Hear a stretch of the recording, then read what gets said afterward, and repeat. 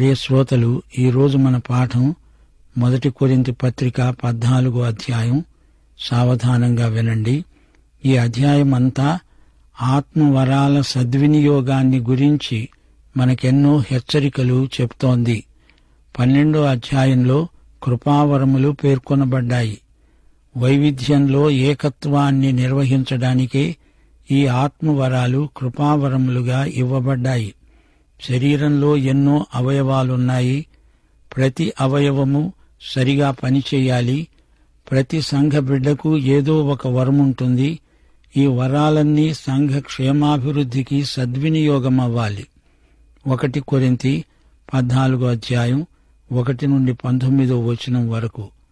ప్రేమ కలిగి ఉండడానికి ప్రయాసపడండి. ఆత్మ సంబంధమైన వరాలను ఆసక్తితో అపేక్షించండి. విశేషముగా మీరు ప్రవచన వరమును అపేక్షించండి. ఎందుకనగా భాషతో మాట్లాడేవాడు మనుష్యులతో కాదు, దేవునితో మాట్లాడుతున్నాడు. మనుష్యుడెవడూ గ్రహించడు గాని వాడు ఆత్మ వలన మర్మములను పలుకుతున్నాడు. క్షేమాభివృద్ధి, హెచ్చరిక, ఆదరణ కలిగేటట్లు ప్రవచించేవాడు మనుష్యులతో మాట్లాడుతున్నాడు. భాషతో మాట్లాడేవాడు తనకే క్షేమాభివృద్ధి కలుగచేసుకుంటాడు కాని ప్రవచించేవాడు సంఘమునకు క్షేమాభివృద్ధి కలుగచేస్తాడు. మీరందరూ భాషలతో మాట్లాడాలని కోరుతున్నాను గాని మీరు ప్రవచించాలని మరి విశేషముగా కోరుతున్నాను. సంఘము క్షేమాభివృద్ధి పొందే నిమిత్తము భాషలతో మాట్లాడేవాడు అర్థము చెబితేనే కాని వాని కంటే ప్రవచించేవాడే శ్రేష్ఠుడు. సహోదరులారా, ఆలోచించండి. భాషలతో మాట్లాడుతూ నేను మీ వద్దకు వచ్చి సత్యమును బయలుపరచాలని అయినా, జ్ఞానోపదేశము చెయ్యాలని అయినా, ప్రవచించవలనని అయినా, బోధించవలనని అయినా మీతో మాట్లాడకపోయిన ఎడల నా వలన మీకు ప్రయోజనమేమిటి? పిల్లన గ్రోవిగాని వీణగాని నిర్జీవ వస్తువులు నాదమిచ్చేటప్పుడు స్వరములో భేదము కలుగచేయని ఎడల ఊదినదేదో మీటినదేదో ఎలాగు తెలుస్తుంది? బూర స్పష్టము కాని ధ్వని ఇచ్చేటప్పుడు యుద్ధానికి ఎవడు సిద్ధపడతాడు? అలాగే మీరు స్పష్టమైన మాటలు నాలుకతో పలికితేనే కాని పలికినది ఎలాగు తెలుస్తుంది? గాలితో మాట్లాడినట్లే ఉంటారు. లోకములో ఎన్నో విధములైన భాషలున్నా వాటిలో ఒకటైనా స్పష్టము కానిదై ఉండదు. మాటల అర్థము నాకు తెలియకుండా ఉంటే మాట్లాడేవానికి నేను పరాయివాడుగానే ఉంటాను. మాట్లాడేవాడు నాకు పరాయివాడుగానే ఉంటాడు. మీరు ఆత్మ సంబంధమైన వరముల విషయమై ఆసక్తి గలవారు గనుక సంఘానికి క్షేమాభివృద్ధి కలిగే నిమిత్తము అవి మీకు విస్తరించేటట్లు ప్రయత్నం చెయ్యండి. భాషతో మాట్లాడేవాడు అర్థము చెప్పే శక్తి కలగడానికి ప్రార్థన చెయ్యాలి. నేను భాషతో ప్రార్థన చేసిన ఎడల నా ఆత్మ ప్రార్థన చేస్తుంది గాని నా మనస్సు ఫలవంతముగా ఉండదు. కాబట్టి ఆత్మతో ప్రార్థన చేస్తాను, మనస్సుతోనూ ప్రార్థన చేస్తాను. ఆత్మతో పాడతాను, మనస్సుతోనూ పాడతాను. లేని ఎడల నీవు ఆత్మతో స్తోత్రము చెప్పినప్పుడు ఉపదేశము పొందనివాడు నీవు చెప్పిన దానిని గ్రహించలేడు. గనుక నీవు కృతజ్ఞతాస్తుతులు అర్పించినప్పుడు ఆమేన్ అని వాడు ఏలాగు పలుకుతాడు? నీవైతే బాగానే కృతజ్ఞతాస్తుతులు అర్పిస్తున్నావు గాని ఎదటివాడు క్షేమాభివృద్ధి పొందడు. నేను మీ అందరికంటే ఎక్కువగా భాషలతో మాట్లాడుతున్నాను, అందుకు దేవుణ్ణి స్తుతిస్తాను. అయినా సంఘములో భాషతో 10,000 మాటలు పలకటం కంటే ఇతరులకు బోధ కలిగేటట్లు నా మనస్సుతో 5 మాటలు పలకటం మేలు. శ్రోతలు వింటున్నారా? ప్రేమ గలవారమై ఆధ్యాత్మిక వరాలు కోరాలి. ప్రవచించడము అంటే ఈ రోజున దేవుని వాక్యాన్ని బోధించటం, ప్రకటించటం. సులభగ్రాహ్యమయ్యేటట్లు దేవుని వాక్య ప్రవచనాలను చెప్పాలి. ఆత్మవరాలున్నాయి, ఆత్మ ఫలము ఉంది. ఆత్మ ఫలమేమనగా ప్రేమ. ఫలము లేని వరం ప్రమాదకరం. సౌశీల్యము లేని సేవ నిష్ఫలం. దేవుని ఆత్మ ఫలము మనందరికీ కావాలి. కేవలం వరాలో వరాలో అని ఫలము లేకుండా వరముల కోసం ఎగబడవద్దు. ఏదీ అతిగా చేయకండి. భాషలంటారా, అవి కొంతకాలానికి ఆగిపోతాయి.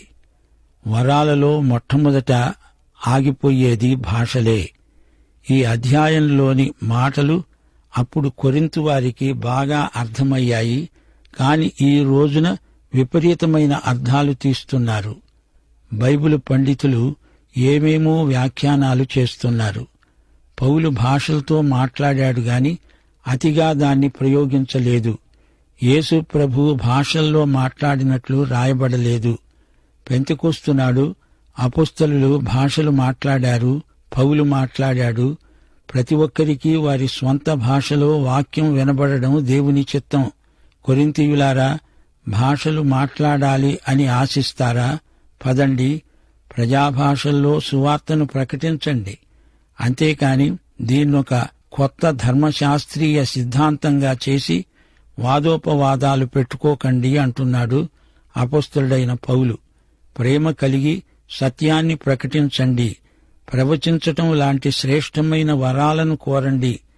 ఎవరికీ తెలియని భాష అయితే దానికి అర్థం చెప్పాలి. ఈ అధ్యాయంలో 3 వరాలను పౌలు ప్రత్యేకంగా పేర్కొంటున్నాడు. ప్రవచనం, భాషలు, భాషలకు అర్థం చెప్పడం.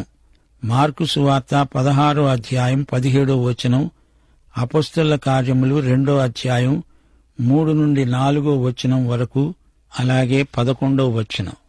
అపొస్తలుల కార్యములు 10వ అధ్యాయం 46వ వచనం, 19వ అధ్యాయం 6వ వచనం.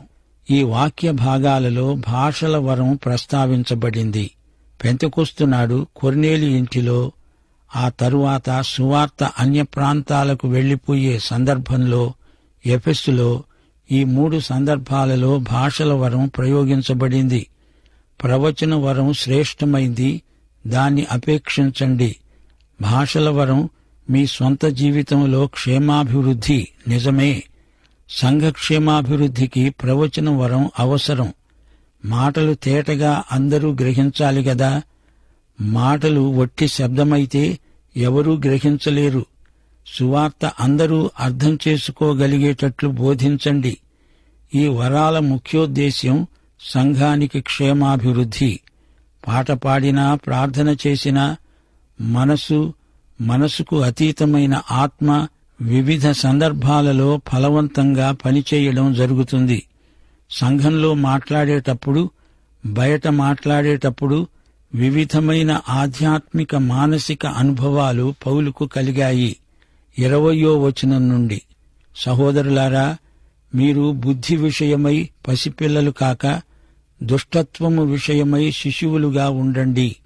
బుద్ధి విషయమై పెద్దవారై ఉండండి. అన్యభాషలు మాట్లాడే జనుల ద్వారా, పరజనుల పెదవుల ద్వారా ఈ జనులతో మాట్లాడతాను, అప్పటికీ వారు నా మాట వినరు అని ప్రభువు చెబుతున్నాడని ధర్మశాస్త్రంలో రాయబడి ఉన్నది. కాబట్టి భాషలు విశ్వాసులకు కాదు, అవిశ్వాసులకే సూచన అయి ఉన్నవి. ప్రవచించడం అవిశ్వాసులకు కాదు, విశ్వాసులకే సూచకమై ఉన్నది. సంఘమంతా ఏకముగా కూడి అందరూ భాషలతో మాట్లాడుతూ ఉండగా ఉపదేశము పొందని వారైనా అవిశ్వాసులైనా లోపలికి వచ్చిన ఎడల మీరు వెర్రి మాటలు పలుకుతున్నారని అనుకుంటారు గదా.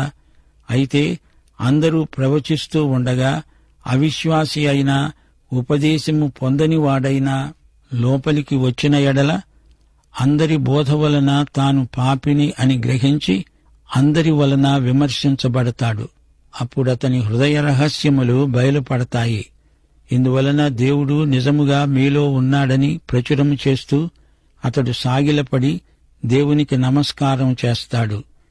కొరింథీ సంఘబిడ్డలారా, మీరు శరీరానుసారముగా ప్రవర్తిస్తూ చిన్నపిల్ల చేష్టలు చేస్తున్నారు. పరిపక్వత మీకెప్పుడు వస్తుంది? మీ ఎదుగుదల స్తంభించిపోయిందా? దేవుడంటున్నాడు, నేను అన్యజనులతో వారి వారి భాషల్లో మాట్లాడతాను. పౌలు అన్యుల మధ్యకు వెళ్లినప్పుడు వారి భాషలో బోధించాడు. దానికి ఫలితంగా అనేక మంది అన్యులు విశ్వాసులయ్యారు. ఇశ్రాయేలీయులతో మాట్లాడేటప్పుడు సమస్యే లేదు. వారి భాష నా భాష ఒకటే. నేను ప్రవచనాలను అనగా దేవుని వాక్యాన్ని ప్రకటిస్తున్నాను. వాక్యమును విన్నవాడు విశ్వాసి అవుతాడు. అవిశ్వాసి లోపలికి వస్తే మనం మాట్లాడేది అతనికి అర్థం కాకపోతే మనం వెర్రివారిమి అని అతడు అనుకోవచ్చు. దేవుని వాక్యం మనం ప్రకటించినప్పుడు అందరూ తేటగా గ్రహించాలి. మన భాష, మనం వాడే పదజాలం అందరికీ చక్కగా స్పష్టంగా వినపడాలి. వినేవారిలో ఎందరో విద్యాధికులున్నారు. విజ్ఞాన శాస్త్రంలో పట్టభద్రులైన వారున్నారు. వారికి మన సందేశం తేట తెల్లమై వారిని మారు మనస్సుకు, రక్షణకు నడిపించాలి. 26 నుండి 33వ వచనం వరకు పౌలు కొన్ని ఉపయోగకరమైన హెచ్చరికలు చేస్తున్నాడు. సహోదరులారా, ఇప్పుడు మీలో ఏమి జరుగుతున్నది? మీరు కూడి వచ్చినప్పుడు ఒకడు ఒక కీర్తన పాడాలని ఉన్నాడు, మరి ఒకడు బోధించాలని ఉన్నాడు, మరొకడు తనకు బయలుపరచబడింది ప్రకటన చెయ్యాలని ఉన్నాడు, మరొకడు భాషతో మాట్లాడాలని ఉన్నాడు, మరొకడు అర్థము చెప్పాలని ఉన్నాడు. సరే, సమస్తము క్షేమాభివృద్ధి కలగడానికి జరగనివ్వండి. భాషతో ఎవరైనా మాట్లాడితే 2 అవసరమైన ఎడల 3 మించకుండా వంతుల చొప్పున మాట్లాడాలి. ఒకడు అర్థం చెప్పాలి. అర్థము చెప్పేవాడు లేని ఎడల అతడు సంఘములో మౌనముగా ఉండాలి గాని తనతో దేవునితో మాట్లాడుకోవచ్చు. ప్రవక్తలు 2-3 మాట్లాడవచ్చు. తక్కిన వారు వివేచించాలి. అయితే కూర్చున్న మరి ఒకనికి ఏదైనా బయలుపరచబడిన ఎడల మొదటివాడు మౌనముగా ఉండాలి. అందరూ నేర్చుకునేటట్లు, అందరూ హెచ్చరిక పొందేటట్లు ఒకని తరువాత ఒకడు మాట్లాడాలి. ప్రవక్తల ఆత్మలు ప్రవక్తల స్వాధీనములో ఉన్నవి. అలాగే పరిశుద్ధుల సంఘములన్నిటిలో దేవుడు సమాధానమునకే కర్తగాని అల్లరికి కర్త కాడు. ప్రియ శ్రోతలు వింటున్నారా? భాషల వరమున్నవారు ఎంతో జాగ్రత్త వహించవలసి ఉంది. వరాల వినియోగం కూడా సంఘానికి క్షేమాభివృద్ధి కలగాలి. అంతేకాదు, సంఘంలో క్రమం పాటించాలి. మన ప్రభు అల్లరికి కర్త కాడు అని పౌలు స్పష్టంగా చెప్తున్నాడు. అర్థం చెప్పేవాడున్నప్పుడు భాషలు మాట్లాడవచ్చు. అయితే ఆ సందేశం వాక్యానుసారమైనది అయి ఉండాలి. అలా కాని పక్షంలో అది దేవుని ఆత్మకార్యం కాదని గ్రహించాలి. ఒకరి తరువాత ఒకరు మాట్లాడాలి. ప్రథమ సంఘంలో కొందరు ప్రవక్తలుండేవారు. అపొస్తల కార్యములు 21వ అధ్యాయం 9వ వచనంలో ఫిలిప్పు అనే సువార్తికునికి 4 కుమార్తెలు. వీరు ప్రవచించేవారు. అలాగే అగబు అనే ప్రవక్త ఉండేవాడు. ఆ తరువాత సంఘములో ప్రవక్తలు అని ప్రత్యేకంగా ఎవరు లేరు. ప్రవచించేవారు, సాక్ష్యమిచ్చేవారు ఒకరి వెంబడి ఒకరు మాట్లాడాలి. గలిబిలి చేయకూడదు. సంఘంలో క్రమం పాటించాలి. 34 నుండి 40వ వచనం వరకు స్త్రీలు సంఘములో మౌనముగా ఉండాలి. వారు లోబడి ఉండవలసినదే కాని మాట్లాడడానికి వారికి సెలవు లేదు. ఇలాగే ధర్మశాస్త్రము కూడా చెబుతున్నది. వారు ఏమైనా నేర్చుకొనగోరిన ఎడల ఇంట్లో తమ తమ భర్తలను అడగాలి. సంఘములో స్త్రీ మాట్లాడడము అవమానము. దేవుని వాక్యము మీ వద్ద నుండే బయలు వెళ్ళిందా? మీ వద్దకు మాత్రమే వచ్చిందా? ఎవడైనా తాను ప్రవక్తను అనిగాని ఆత్మ సంబంధిని అనిగాని తలంచుకున్న ఎడల నేను మీకు రాస్తున్నవి ప్రభువు యొక్క ఆజ్ఞలని అతడు దృఢముగా తెలుసుకోవాలి. ఎవడైనా తెలియనివాడైతే తెలియనివాడుగానే ఉండనియ్యి. కాబట్టి నా సహోదరులారా, ప్రవచించడాన్ని ఆసక్తితో అపేక్షించండి. భాషలతో మాట్లాడడం ఆటంకపరచకండి గాని సమస్తము మర్యాదగా క్రమముగా జరగనీయండి. ప్రియ శ్రోతలు వింటున్నారా? ఈ అధ్యాయం భాషలను గురించింది. అదే నేపథ్యంలో పౌలు మాట్లాడుతున్నాడు గాని వారికి దేవుని వాక్యం వచ్చింది. పౌలు చెప్పిన ఈ మాటలు దేవుని ఆజ్ఞగా భావించాలి. అన్నిటిలోకి శ్రేష్టమైన వరాలను కోరుకోండి. ప్రతి కార్యక్రమము మర్యాదగా క్రమంగా జరిగేట్లు చూడండి. ప్రియ శ్రోతలు, ఈ అధ్యాయంలో పౌలు కొన్ని కఠినమైన మాటలు పలికాడు. కృపావరముల విషయములో వారిని నిరుత్సాహపరచాలని కాదు. సంఘంలో మర్యాద క్రమము లేకుండా పోయింది.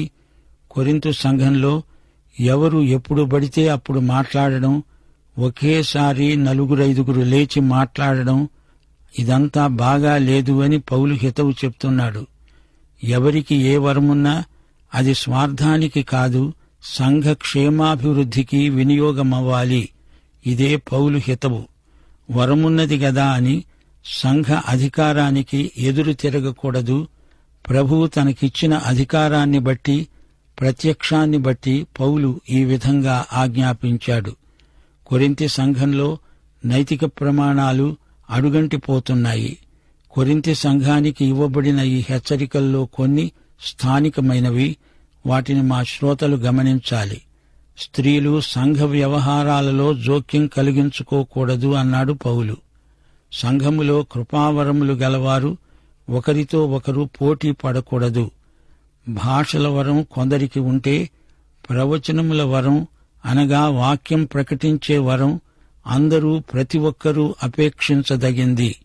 సంఘంలో మాట్లాడేవారు తమను తాము స్వాధీనంలో ఉంచుకోవాలి. మన దేవుడు అల్లరికి కర్త కాడు.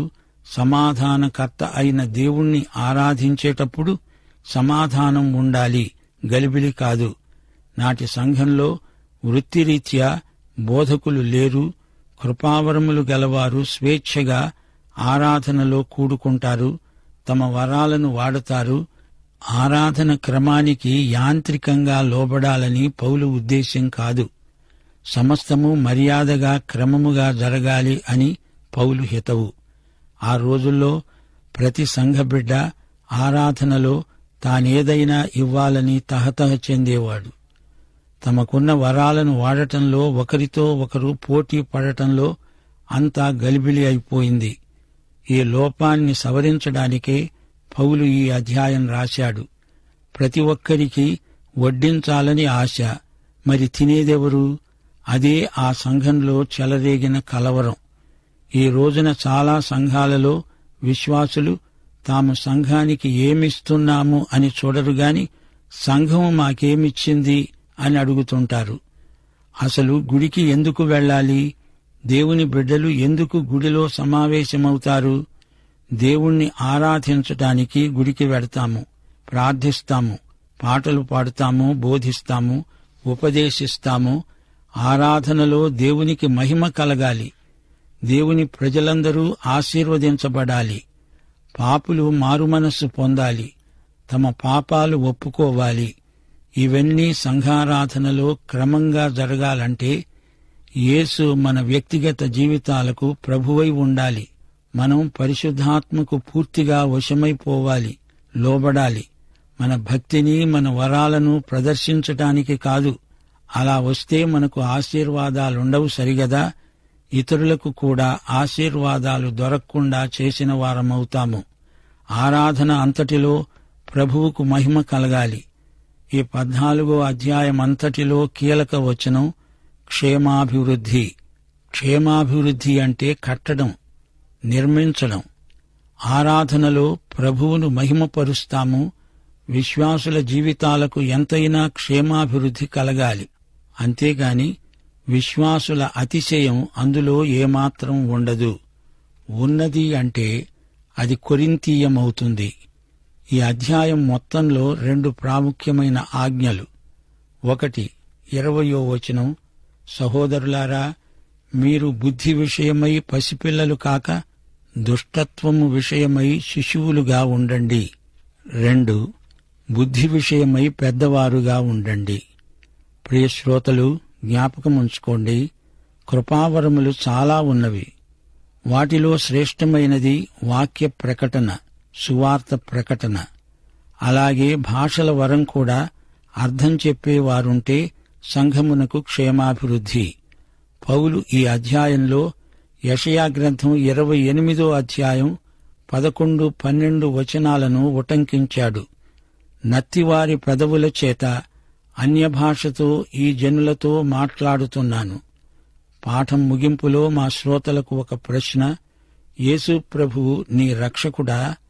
ఆయన శరీరంలో నీవున్నావా? ఆయనను ఆత్మతో సత్యముతో అర్థవంతంగా ఆరాధిస్తున్నావా? పాఠం ఇంతటితో సమాప్తం. యేసుక్రీస్తు వారి కృప, యెహోవా దేవుని ప్రేమ, పరిశుద్ధాత్మ ఆదరణ మనకందరికీ సదాకాలము తోడై ఉండునుగాక. ఆమేన్.